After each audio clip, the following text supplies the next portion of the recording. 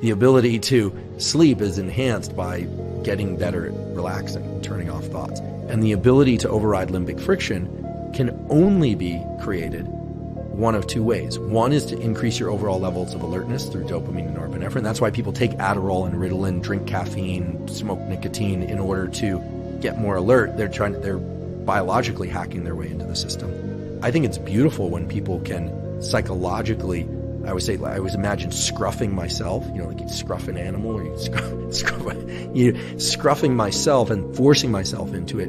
Because for me, it helps to third person myself.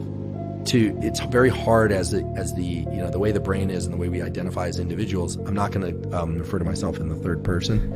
I will not do that. There's a name for that in psychology. I won't mention it in clinical psychiatry. We had a bit of a joke before. It starts with an N, yeah. Starts with an N and ends with an M. Anyway, narcissists generally talk about themselves in the third person. It's hilarious, right? Because they think so much of themselves that they talk about themselves in the third person, revealing the micro squishy inner ego of the narcissist. But what I'm talking about is third personing oneself in service to overriding limbic friction. And sometimes we have this narrative that's so closely tied to our immediate state that we have a hard time forcing ourselves into some other mode of action.